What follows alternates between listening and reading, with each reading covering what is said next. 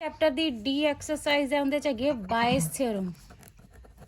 देखो बायस थ्योरम का मतलब क्या होंदा है। सपोज करो तुहानू दो बैग दिते हैं E1 ते E2, दोनों बैग्स च 5 रेड 3 ब्लैक बॉल्स है, ठीक है। दूसरे बैग च 4 रेड 5 ब्लैक बॉल्स है। मैं तुहानू कहदा कि बॉल एक 1 बॉल ड्रा कीती है, ठीक है। हुण देखो जे मैं तुहानू स्पैशली इन्ना लिखदी है कि 1 बॉल ड्रा कीती है, 1 बॉल रेड ड्रा कीती है या ब्लैक ड्रा कीती है, वो तो तुसी फस्ट चो भी ड्रा कर सकते हो तो सैकेंड चो भी ड्रा कर सकते हो। तो उनके वास्ते तो लिखोगे तुसी टोटल प्रोबेबिलिटी। की लिखोगे? Total probability. देखो कहने का मतलब की है कि जे मैं तुहानू कहता कि मैं रेड बॉल ड्रा की है, ठीक है।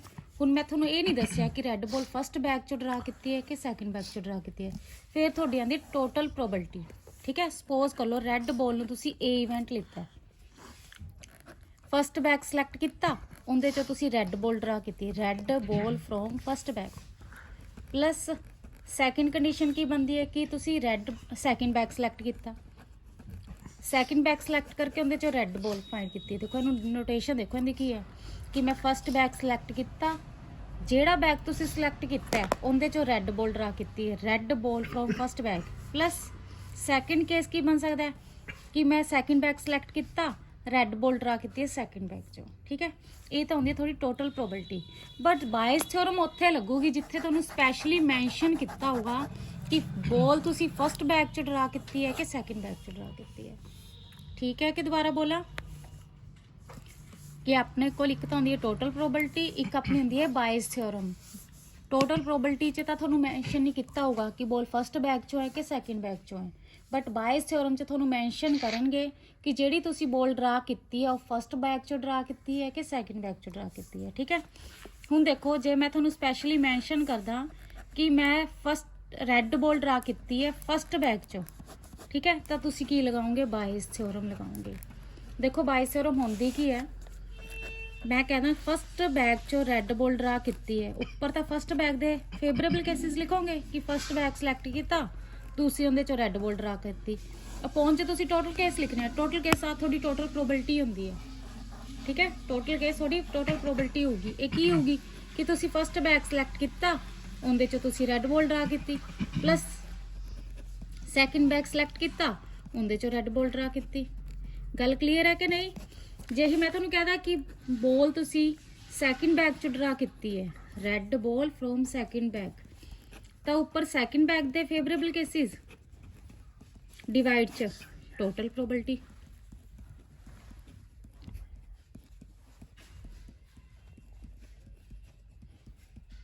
ठीक है।